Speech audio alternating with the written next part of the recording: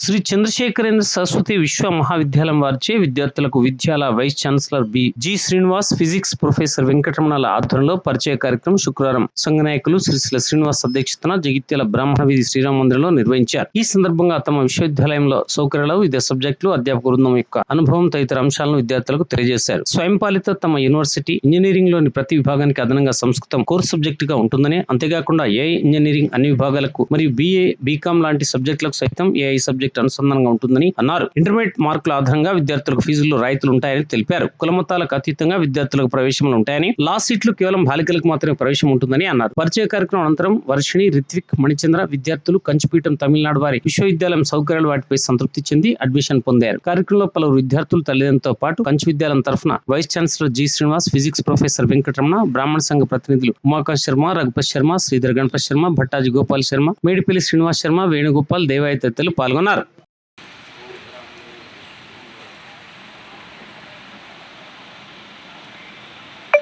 పక్షాన వారికి స్వాగతం పలుకుతున్నాం సార్.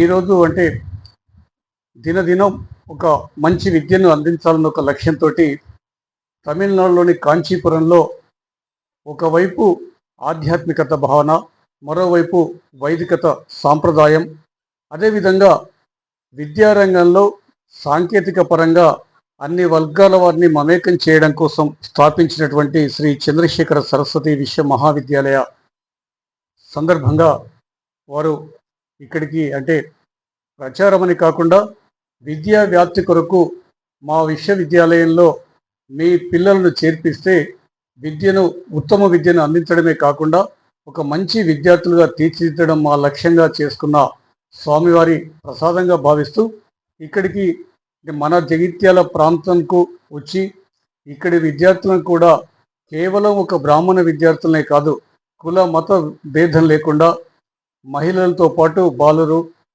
యువకులు ప్రతి ఒక్కరిని కూడా బీటెక్ రంగంలో ఇంజనీరింగ్, లా కేవలం ఒక ఇంజనీరింగే కాకుండా లా, అదేవిధంగా మరిన్ని కోర్సులను ప్రవేశపెట్టి విద్యార్థులను తీసుకువెళ్ళే ప్రయత్నంలో భాగంగా అంటే ఒక మంచి విద్యను అభ్యసించాలి, వారికి శిక్షణ ఇవ్వాలన్న ఒక లక్ష్యంతో ఇక్కడికి వచ్చిన సందర్భంలో వారికి మరోసారి స్వాగతం పలుకుతూ ఈ ప్రాంతం నుంచి కూడా మా పరంగా మా వంతు సహకారంగా అన్ని వర్గాల వారిని మమేకం చేస్తూ శ్రీ చంద్రశేఖరేంద్ర సరస్వతి విశ్వ విద్యాలయంకు పంపించేందుకు మా వంతు ప్రయత్నం చేస్తామని సందర్భంగా తెలియజేసుకుంటూ ధన్యవాదాలు sir.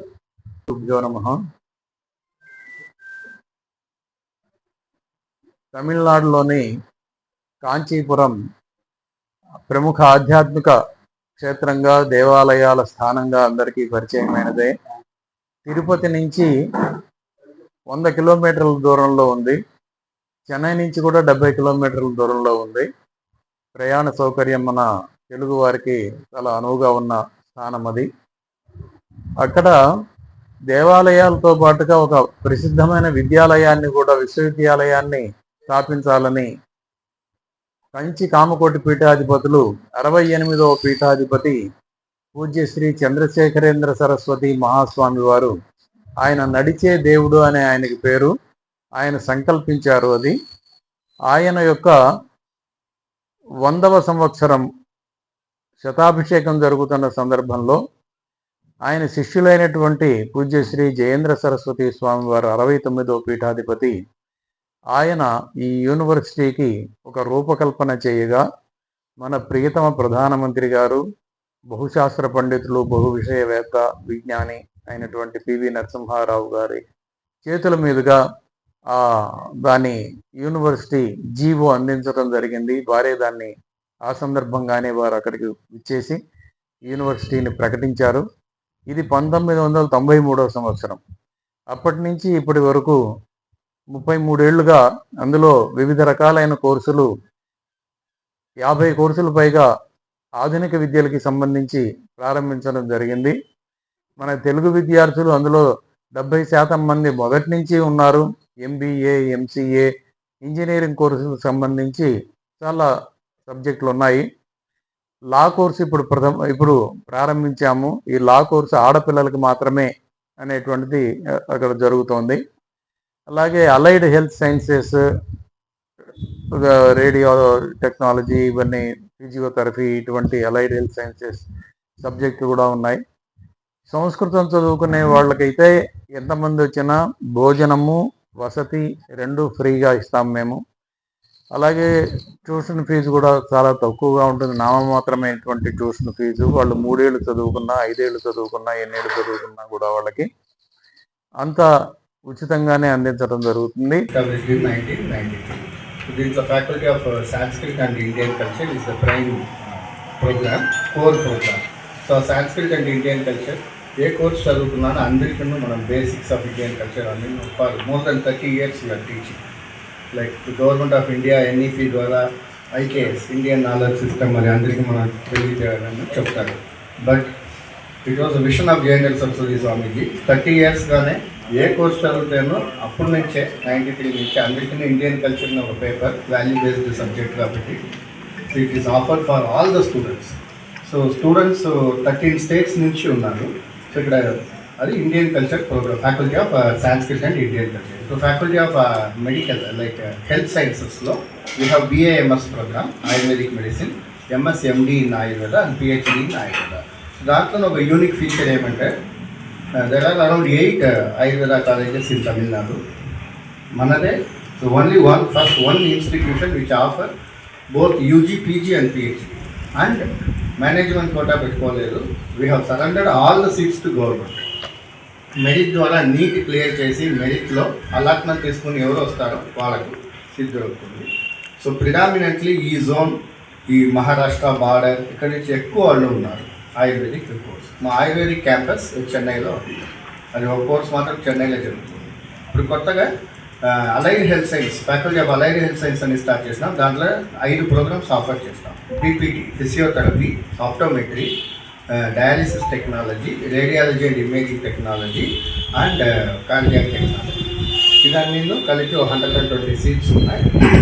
So we have our own Shankara multi speciality hospital. Hospital is supported by LIT. We have our own sister concern called Nursing College. It is supported by TCS. Yesterday, even Nirmala Sitharaman Madam Garu, she was in our campus and then attending various programs in Kanchipuram.